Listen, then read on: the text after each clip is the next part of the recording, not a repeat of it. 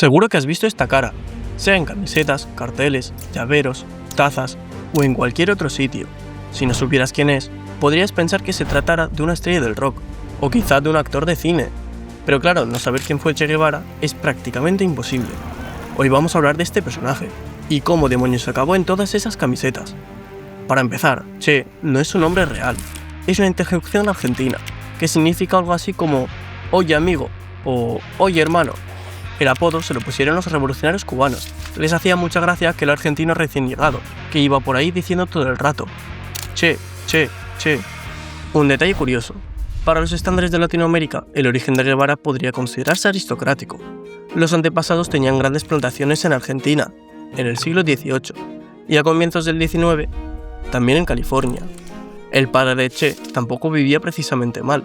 Tenía su propia plantación de yerba mate.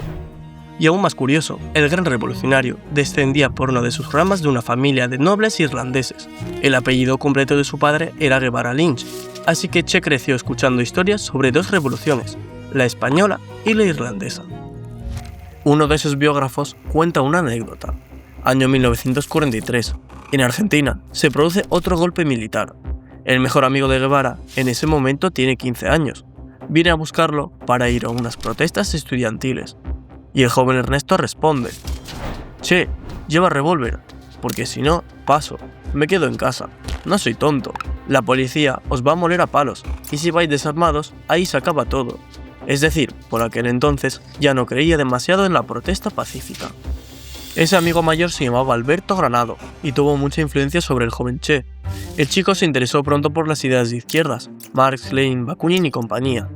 De adolescente, Guevara era de los que se pasaban horas con la nariz metida en los libros.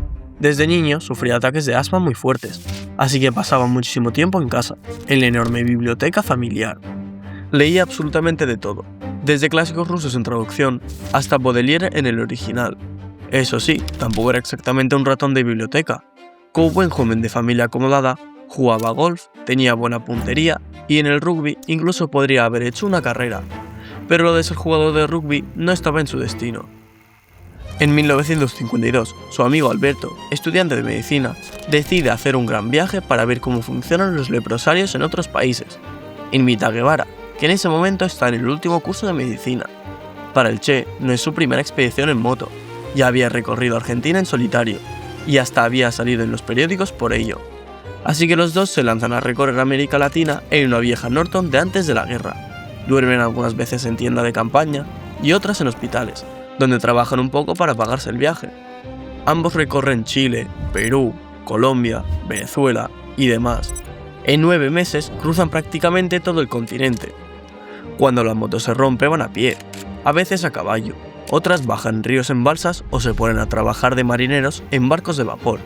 En el camino, Guevara ve con sus propios ojos cómo vive América Latina, y vive muy mal. Hambre, pobreza, enfermedades y una desigualdad grotesca por todas partes. Los países latinoamericanos habían logrado la independencia de España, sí, pero eso no los hizo vivir mejor. Más bien al contrario, muchos se convirtieron en proveedores de materias primas para países más desarrollados y entraron en un bucle interminable de golpes de Estado y dictaduras. En Centroamérica, Guevara vio los dominios de la legendaria United Fruit Company, una gigantesca corporación estadounidense dedicada al cultivo de bananas. Gracias a empresas como esta, surgió el término República Bananera. Tenían su propia flota, sus propios ejércitos privados. Y ahí donde operaba United Fruit, las cosas iban incluso peor que en el resto de América Latina. Fue ahí donde Guevara se radicalizó del todo. En 1953 envió una carta a su familia desde Costa Rica, en la que juraba no descansaría hasta derrotar a ese pulpo. Un mes después llegó a Guatemala, donde presencia cómo los mercenarios vinculados a la United Fruit derrocaron al presidente de izquierdas, Jacobo Alberts, que había intentado quitarle tierras a la corporación para repartirlas entre los campesinos. Guevara intenta unirse a la resistencia armada, atiende a heridos, pero al final tiene que refugiarse en un consulado argentino y luego huir a México. En México consigue trabajo de médico en un hospital, pero no deja darle vueltas al fracaso de Guatemala. Mantiene sus contactos revolucionarios. Su primera esposa, una conocida activista de izquierdas peruana, lo presenta a los exiliados políticos cubanos. En Cuba gobierna entonces el dictador Fulgencio Batista. que había convertido la isla en algo así como una lavandería de dinero y un Disneyland para la mafia estadounidense. Casinos, burdeles, bares y todo lo demás. Así es como Guevara conoce a dos hermanos, Fidel y Raúl Castro, que se proponían a derrocar a Batista. Curiosamente, los Castro también eran hijos del gran terrateniente, solo que cubano en vez de argentino. Su primer intento de tomar el poder en la isla había fracasado, y ahora están preparando el segundo. Tenían armas, unos 80 combatientes, simpatizantes en la isla, y un pequeño y viejo yate llamado Granma. Un instructor veterano de la Guerra Civil Española les enseña el arte de la guerra de guerrillas, y los hace sudar la gota gorda por las montañas. A la expedición solo falta un médico, y ahí es donde el joven doctor Ernesto Guevara viene de perlas. El 25 de noviembre de 1956, Guevara zarpa en el Granma rumbo a Cuba.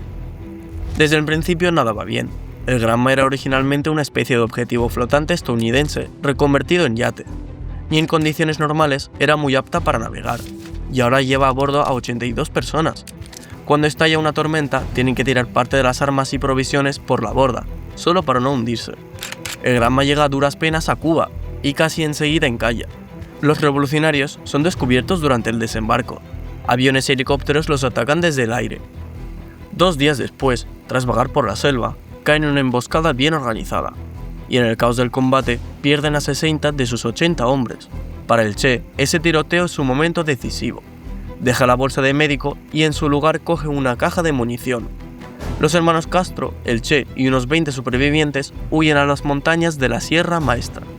Allí, como era habitual, los campesinos los esconden. La guerra de guerrillas, incluso a los propios revolucionarios, les parece una fantasía absurda. 20 hombres contra todo un ejército. Batista está convencido de que ya ha ganado. Y entonces ocurre algo increíble. Contra todo pronóstico, contra toda lógica y toda probabilidad, la guerra de guerrillas empieza de verdad. La vida en la montaña es durísima. Apenas han oído hablar de la electricidad. Hospitales no hay. Batista, sin embargo, tiene un problema serio. Tiene dinero, soldados, aviones, contactos con la CIA y con la mafia estadounidense, pero le falta una cosa: explicar qué gana la gente corriente con todo esto. Bueno, tampoco es que el programa de Castro y Che sea mucho más claro. Los campesinos entienden poco de las charlas sobre Marx, pero las opciones para un cubano común tampoco son muchas. O trabajar en los burdeles para turistas estadounidenses, o sumarse a esta revolución un tanto misteriosa. Y Cuba elige la revolución. No es precisamente fácil. Al principio, los únicos que viven cómodos son los enormes mosquitos que se alimentan de la sangre de los revolucionarios.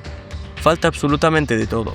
Hasta los panfletos de propaganda tienen que escribirse a mano, y aún así el ejército guerrillero crece como una bola de nieve, y se atreve con incursiones cada vez más audaces.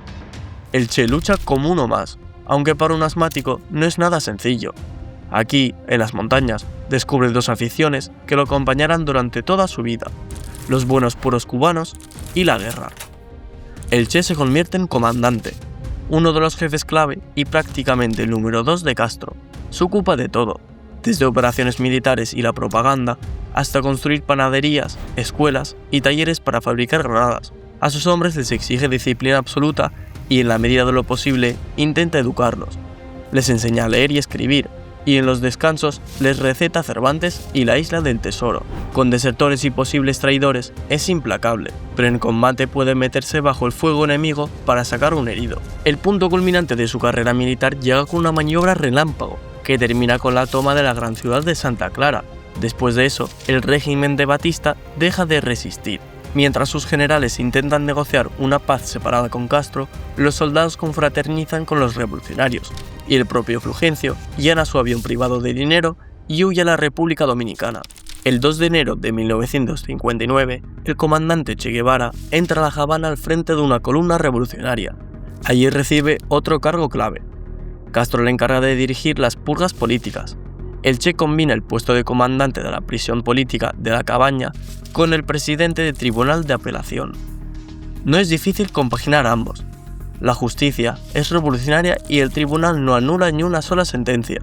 La primera ejecución, organizada por el Che, se transmite solemnemente por la televisión nacional. El comandante cambia la trinchera por el despacho, se convierte en ministro de Finanzas, ministro de Industria y responsable de la reforma agraria. Además, presida el Banco Central y firma los billetes con un simple che. Mientras tanto, las relaciones entre Estados Unidos y Cuba se tensan cada vez más. El 4 de marzo de 1960 explotó en el puerto de La Habana un barco francés, el cual traía munición comprada en Bélgica. Mueren cerca de 100 personas y unas 200 resultan heridas.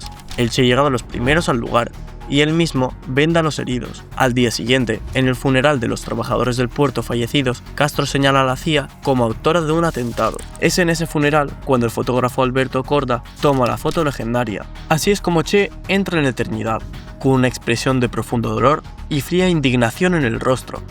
En la foto tiene 31 años. Motivos para la indignación no le faltan. Castro cada vez acapara más del poder. Considera que la isla es demasiado pequeña para dos carismáticos aristócratas latinoamericanos. Al Che le atraen los proyectos grandes, transformar la sociedad, crear un nuevo arquetipo de persona. Castro se ve obligado a pensar de forma más pragmática. Necesita encajar en la pequeña Cuba en un mundo dominado por la Guerra Fría. Y por cierto, los grandes proyectos fracasan. En 1962, el Che reconoce públicamente que su plan de industrialización era absurdo y estaba desconectado de la realidad. En vez de industrializar, tienen que introducir cartillas de racionamiento.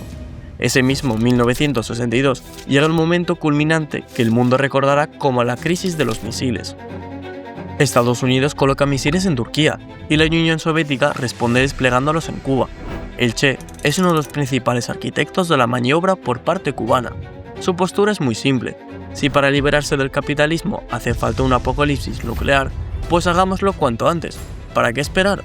En Estados Unidos, los misiles en Cuba provocan pánico. Entre los revolucionarios cubanos, un entusiasmo bastante comprensible cuando Khrushchev y Kennedy deciden negociar en lugar de iniciar una guerra nuclear. Muchos cubanos lo viven como una humillación y una traición directa. En 1965, Che Guevara pronuncia un discurso largo y bastante agresivo en Argelia. De vuelta a casa, Fidel le echa bronca por su inmadurez política. 2 semanas después, Che Guevara desaparece de la vida pública. Y poco tiempo más tarde, Castro anuncia: el comandante ha dejado Cuba para luchar por la revolución en otros países, y para que nada estorbe esas luchas, antes de irse renunció voluntariamente a todos sus cargos, y también a la ciudadanía cubana. En enero de 1966, se celebra en La Habana una gran cumbre, la llamada Conferencia Tricontinental. Delegados de 82 países ven por todas partes el rostro repetido de Che Guevara en carteles. Pero él no está ahí. Desde Bolivia envió una carta programática en la que llama a crear 2, 3, muchos Vietnam. Y eso es justo lo que intenta hacer en el país, encender su propia guerra local. Pero la guerra no quiere arrancar. Los comunistas bolivianos no están nada contentos con su presencia y le ponen trabas para reclutar a gente. Antes de la expedición, el Che intentó aprender el idioma local, pero se confundió y aprendió otro. Así que los campesinos literalmente no entienden sus discursos encendidos. Falta calzado, mantas, agua, comida, igual que en su día en Cuba, solo que esta vez no ocurren milagros. A principios del mes de octubre del año 1967, los Rangers bolivianos, con apoyo de la CIA, atacan el pequeño campamento del Che y sus rebeldes. Allí encuentran a varias decenas de hombres enfermos y harapientos, al borde de la desnutrición. El propio Che cae prisionero, herido 2 veces y con un fusil destrozado. Existe un documento desclasificado en el que entonces el presidente de Estados Unidos, Lyndon Johnson, dice algo así como que ejecutar al Che Guevara en el acto fue una completa estupidez, aunque también reconoce que entiendo que los bolivianos habrán tenido sus motivos. Y en lo de la estupidez tenía razón. El cuerpo aún no estaba frío cuando el Che Guevara ya empezaba a convertirse en un santo revolucionario. Hubo manifestaciones y disturbios estudiantiles por todo el planeta, de Berlín a Santiago de Chile. Y en todas partes, la gente marchaba bajo pancartas con aquella famosa fotografía.